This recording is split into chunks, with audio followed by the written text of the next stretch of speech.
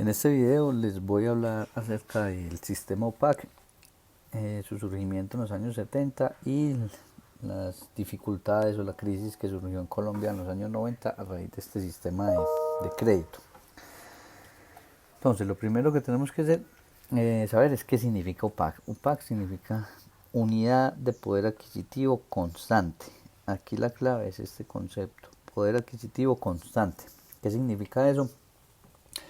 Que es una metodología que busca que el dinero no pierda el valor en el tiempo, tanto para ahorradores como para prestamistas. Piensen en una situación en la que usted, por ejemplo, ahorra en un banco al día de hoy. El banco le promete una tasa de interés efectivo anual por su ahorro, vamos a suponer del 10%. Sin embargo, la inflación del país en ese mismo año es del 20%. Entonces, al final del año, cuando usted retire su dinero, va a recibir un 10% de interés, pero su dinero, por efectos de la inflación, va a perder un 20%. Es decir, en esta situación no es conveniente el ahorro. De igual manera, si alguien va a prestar dinero, un banco puede prestarle a un cliente al 15% efectivo anual, pero al final del año, cuando el cliente devuelve el crédito, cuando el cliente realiza el pago, la tasa de inflación es del 20%. Es decir, el banco, por un lado, gana 15% por los intereses que cobra, pero por el otro pierde el 20% debido a la inflación. Este era el sistema que había en Colombia hasta los años 70, por lo tanto, no había mucho incentivo ni para los ahorros ni para los créditos a largo plazo. Entonces, digamos que el mercado de la vivienda era muy limitado. Todo se tenía que hacer con ahorros propios o con compra de contado.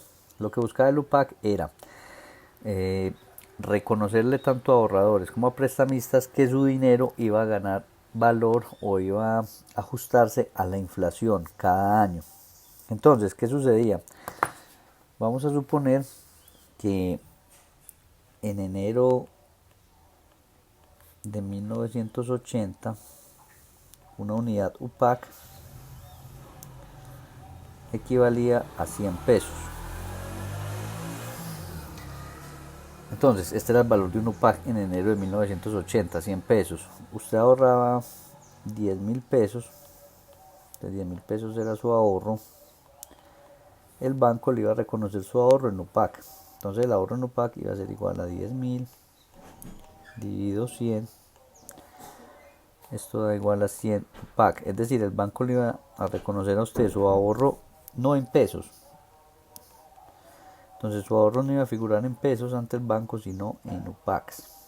En este caso 100 UPACs. Además, vamos a suponer entonces que para enero de 1980, entonces enero de 1980, la inflación en Colombia fue del 1%.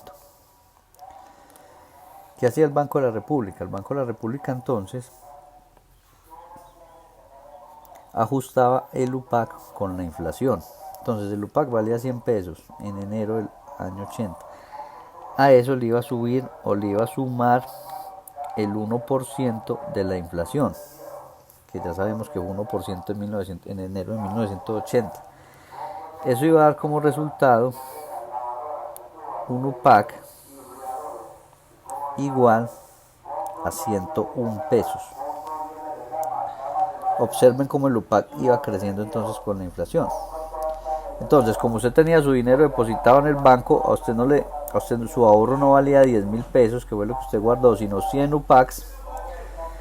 Eso significa que su ahorro iba creciendo con el UPAC, con la inflación. Entonces, ya su ahorro era 100 UPACs y cada UPAC valía 101 pesos, es decir, usted tenía 10.010 pesos ahorrados. Eso entonces facilitaba o incentivaba el ahorro. Lo mismo para un crédito. Si usted tomaba un crédito, se lo iban a dar en UPACs, no en pesos. Entonces, ese crédito iba a ir creciendo con la inflación, con el índice de precio del consumidor exclusivamente. Es decir, hasta 1990 solo con esto se calculaba el UPAC. ¿Por qué el IPC? Porque normalmente los ingresos de todos van creciendo con el IPC. Los salarios, los beneficios de los empresarios, todo se va ajustando con el IPC.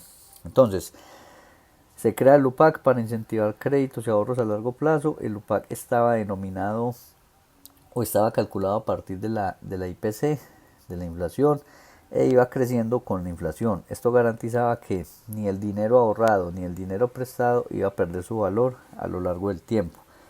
Por eso el nombre, poder adquisitivo constante. Muy bien, entonces, ¿qué pasa? En 1990, con la apertura económica, sabemos que el consenso de Washington implicaba una desregulación, sobre todo el sistema financiero. Entonces, ¿qué aparece acá? Las corporaciones de ahorro y vivienda eran las que hasta ese momento monopolizaban las cuentas de ahorros, pero a partir de esta década comenzaron a competir con bancos privados. Entonces los bancos privados, obviamente por captar clientes, comenzaron a ofrecer tasas de interés por los ahorros, es decir, las tasas de interés de captación más elevadas. Esto hacía que muchas veces las corporaciones de ahorro y vivienda, que ya tenían créditos que habían hecho desde la década de los 70, tuvieran pérdidas. ¿Por qué? Porque recuerden que la ganancia de un banco está entre la diferencia entre las tasas de interés de colocación, que es a la que nos prestan, menos la tasa de interés de captación, que es la que ellos pagan por el dinero que les depositamos. Acá está la ganancia del sector financiero, lo que se conoce como el margen de intermediación financiera. Pero al llegar bancos privados que estaban pagando tasas de interés de captación más altas, y si las corporaciones de ahorro y vivienda tenían tasas de interés de colocación desde los años 70 muy bajas, aquí su ganancia iba a desaparecer. ¿Qué hace entonces las autoridades monetarias? El Banco de la República incrementa o calcula el UPAC de una manera distinta. Mire que antes el UPAC se calculaba solo con el IPC. Ahora, desde 1990 al UPAC se le comenzó a agregar en su cálculo la DTF mensual. La DTF es las siglas de depósito término fijo. La DTF es, digamos, la tasa promedio que pagan los bancos por un CDT a 90 días. Entonces, ¿qué hacía el banco? Tomaba esa DTF, lo que pagaban los bancos, le calculaba el 35% de esa tasa y le sumaba al 45% del IPC. Entonces acá lo que sucedió es que ya al UPAC se le iba a sumar la DTF, es decir, ya no dependía solo de la inflación, es decir, el UPAC que yo tenía en deuda o que yo tenía en ahorro ya no iba a subir solo con la inflación, sino con la DTF también. ¿Qué pasó entonces? Eso funcionó muy bien en los primeros años de la década del 90. Sin embargo, después, en 1996, se originó una crisis en Asia, una crisis financiera en Asia, lo que hizo que los inversionistas extranjeros comenzaran a sacar sus inversiones de países que son considerados de alto riesgo, que son las economías emergentes, ¿cierto? Entonces, entre ellos está Brasil, está Argentina, Chile, Colombia, Rusia. Todos esos países comienzan a experimentar una fuga de capitales. Una fuga de capitales es cuando muchos inversionistas tratan de sacar su dinero del país. Entonces, ¿qué hace el Banco de la República para detener esa fuga de capitales que se está hallando la inversión extranjera del país? Primero, definir una TRM fija. ¿Por qué una TRM fija? Porque recuerden que si salen muchos dólares del país, esto va a generar que el precio del dólar suba. Y en ese momento, como hemos visto, ya el país era dependiente de las importaciones, entonces con un dólar muy alto se iba a ver afectado todos aquellos que dependieran de las importaciones.